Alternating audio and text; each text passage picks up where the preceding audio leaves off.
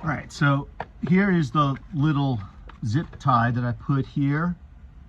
This prevents this antenna wire from fatiguing, and then I have to solder it back on, which is an easy thing to do. But if you can minimize the amount of repairs you have to do as part of your repair, the more original is the end product, and the better it is in the long run. Some people can argue that the zip tie is not original. You know what? I'm not going to sweat that. If you really don't like it, you can snip it off and then remove it. Same over here. I like to do this little fatigue reducer. Rather than have this cord go back and forth so many times it starts breaking off, I just put a zip tie here. Again, if you don't like it, you can always remove it. No big deal. But I think that's really overthinking things. So I decided not to remove this, because in order to do so, I've got a, I don't know if you can see it or not, this clamp here that holds the button and the spring, it's melted here at the factory to prevent it from sliding out. All right, so that's part of the originality of this particular radio. Is during the factory manufacturing process, that's what they decided to do. I'm not going to break that off. I'm not going to modify it. I'm not going to stick a soldering iron in there, because can I remove it if I were to heat it up with a soldering iron? I sure could, right? But then you can tell right away that it's not factory original. And again, I could be overthinking it, but you know, I don't know how long this radio will be, you know, in my possession, and I don't want to introduce any kind of modifications that are not completely reversible by the next owner or future collectors. So for the sake of historical preservation, I'm going to keep everything exactly the way it is. I may switch out a light bulb, but if it's working, I'm not even going to touch that. Some people may say, well, you know what, Alan, you can put in a LED light bulb, it shines brighter. They can do it themselves. I'd rather just keep it the way it is, the way it came from the factory.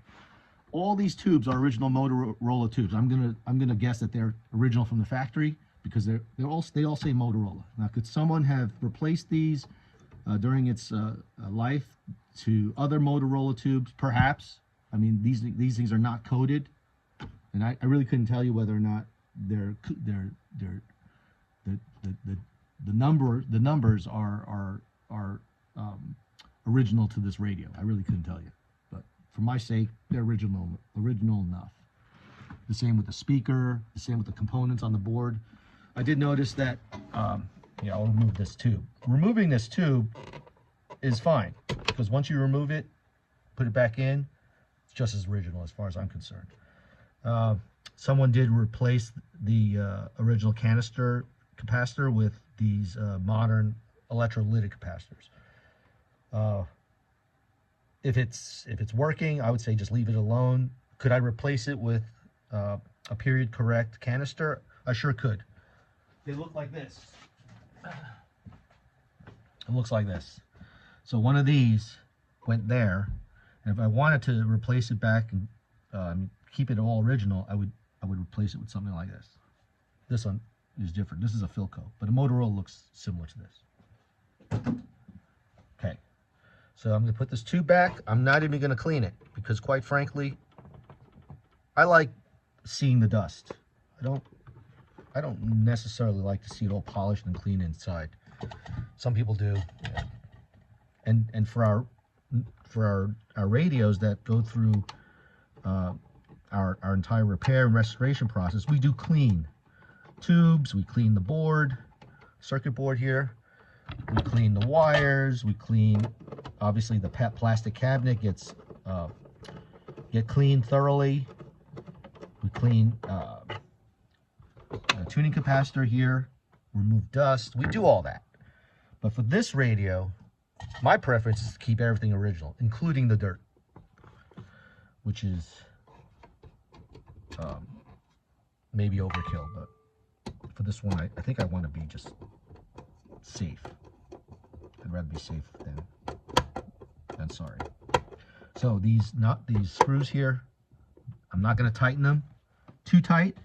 They just need to be lightly tightened, because the last thing I want to hear is a little crack sound, which means that the plastic posts have cracked. And once they've cracked, they stay cracked. There's no way to repair it other than glue. So lightly tightened. I don't know how many radios I open up, got cracked or missing posts because they get over tightened. And I said before, this death capacitor, I'm going to keep it. I'm going to keep it just the way it is. And I know how many people will be listening to this radio in an electrical storm. So I'm not terribly worried. This is more of a collector radio. This is not necessarily a daily driver. At least it wouldn't be for me.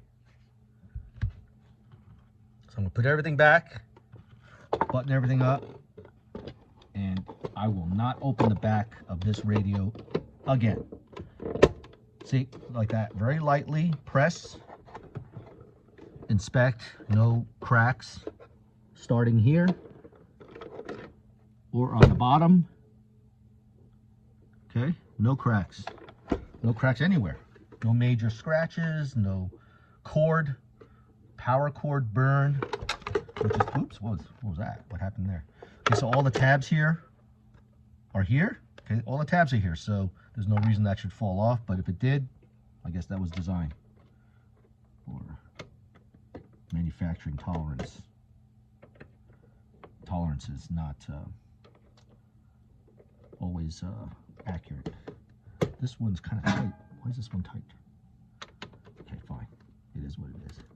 Okay, I don't use force. I'm going to take a picture of this thing without, not on the radio, so you can see. Take a picture of this.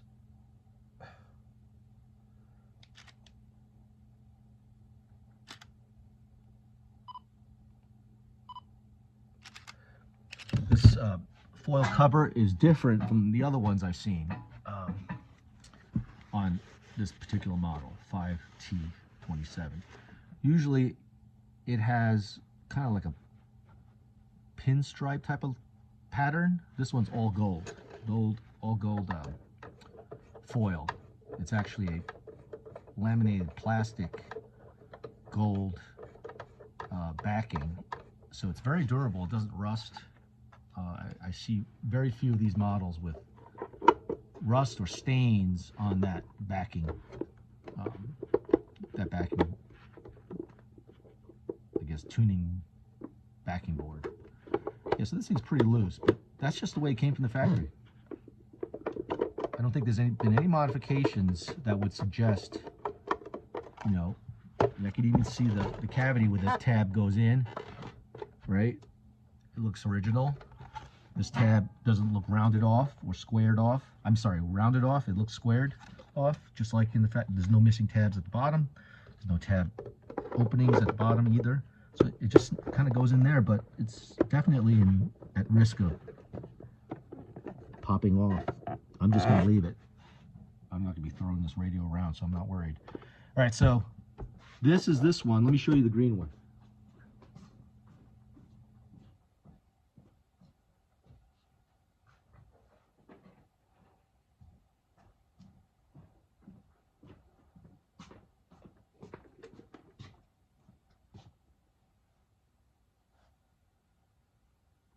So here's the green version. It's a 57H, color code 3A. So it's like a, I don't know, sea green. It's not a sea foam green. Sea foam green is more bluish. This is a sea green. And you see here, the tuning back panel has got like this pinstripe type of look. This particular model came with the black knobs, which is original. This green doesn't normally go with the white. I've never seen it with the white. And you see how this power button is yellowed? That's what I normally see. And then this crack here that I mentioned before, right? That's what you'll find on a lot of 57 H's. This is 5T27. Don't ask me why they have two different model numbers for the same looking radio. That's just what they did. So the back of this one's more common, more easy. It's still a very rare radio model. This radio here is a very rare model in any of the colors, right? Brown, white, blue, which is like an azure blue, green, Very, very rare model to begin with. The purple, I've never seen it before. Like I said at the beginning of the video, this is the first time I've seen one. It's the first one I ever had. So, the back of this one, I'll show you. I'll get this off carefully. Okay, see, we did the Velcro, the zip tie here. Okay. Reduced. Oh, I didn't do the zip tie there. Maybe I should.